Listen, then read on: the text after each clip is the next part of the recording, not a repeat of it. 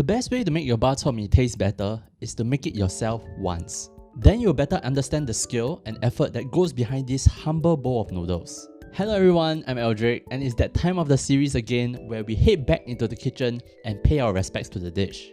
I say this every series, but I'll say it again. This isn't a recipe video. I'll be winging most of this stuff, like this flavor oil. I rendered some lard down, keeping the crispy bits for later. I'm then gonna blend some shallots and some washed ikan bilis. I wash them to remove some of the salt content, as well as to keep it moist so that it doesn't burn in the next step. Because we're gonna fry this mixture with some minced garlic, almost like making a non-spicy sambal, letting that fry until the bubbles become smaller. These bubbles are moisture escaping, so you're basically intensifying the flavor. We're gonna use this as the base for the noodles later, so let's set it aside for now. Moving on to the soup, I was torn between making a rich broth like Senkis or a niboshi-like broth like 25s. And then I realized, I don't know how to. So new strategy, we are going with no strategy. Soup, put more ingredients, more better. We are going to start by boil cleaning the gunk from our pork bones, rinse them and then boil them with some dried scallops and dried salt powder for 2 hours.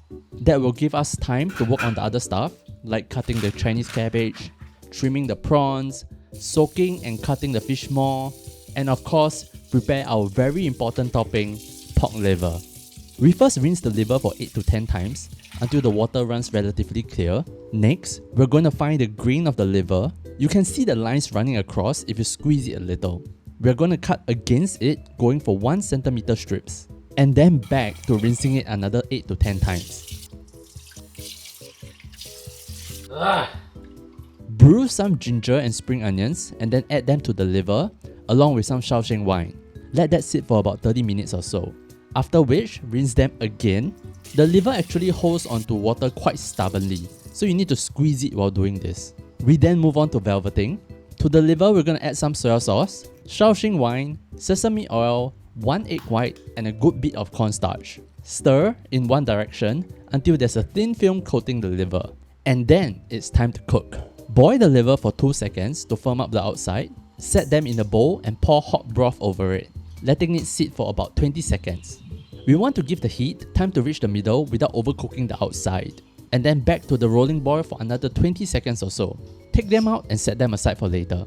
Now that 2 hours have passed and we have added the taste of the pork liver into our soup, we're gonna finish up by adding some prawns, fish maw, minced meat, ikan bilis, and cabbage.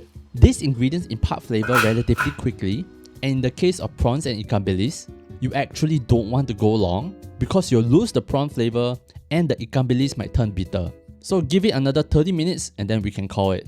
Meanwhile, that gives us enough time to boil our mee pok. Heat up our flavor oil in a pan along with some soy sauce, black vinegar, dark soy sauce, chili oil, and ketchup. I know.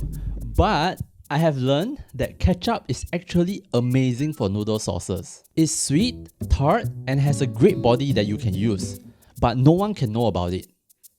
That sounded kinda... A lot of places go crazy with the amount such that it ends up being ketchup noodles. And I think that gives ketchup a very bad rap. If you balance it well, it gives a really good base for the other flavors to shine. Anyway, we add our mee pok, incorporating it well. And then the liver, crispy lard, and some spring onions. Give it one last mix and then plate it. Oh, also air fry some mee pok and forget to take it out for the final shot. Soup should also be done by now. Get yourself a nice big bowl and then we are done.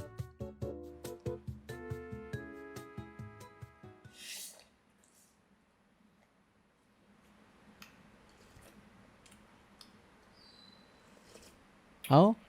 Can tell the rating just from the expression? What? How did you know? I could have been more aggressive with the seasoning of the noodles. More salt, more vinegar perhaps. It has enough flavor but it doesn't pop. Decent try with the liver, pretty clean, pretty tender, but slightly overcooked. I think it's too ambitious to serve it with the noodles. Instead, letting it reheat gently in the soup was probably the move. I like the soup though, very sweet, very umami, and you cannot really tell what kind of soup it is. Exactly what I was going for. It tastes like when you're the last one at the steamboat table and the broth has taken on the taste of 20 other ingredients. This soup is part of the reason why I sometimes talk about the zing of MSG when I eat outside, because natural umami can be very strong and yet not make you recoil. It's almost like your tongue instinctively recognizes what food is supposed to taste like naturally. You don't believe me, do you? Fine, leave a like and subscribe and I'll cook for you next time. But for now, that's all I have for you guys this time. What an absolutely delicious series this has been. Before embarking on this, I was quite decided that if there were to be a noodle dish to represent Singapore, it would be our Hokkien Mee. But now, I'm not too sure. In terms of the number of stalls being able to come up with a signature flavor, I think the Bak Chor Mee beats the Hokkien Mee. Maybe I should double check on this. Anyway, please let me know your prawn mee recommendations either by the comments or DM me. Again, they are the most important thing in making a successful series, which will begin the week after next. We will have another filler episode next week, just for me to have enough time to consolidate all the prawn mee places. Okay, enough yet. Thank you for watching. I'll see you guys in the next video. Bye!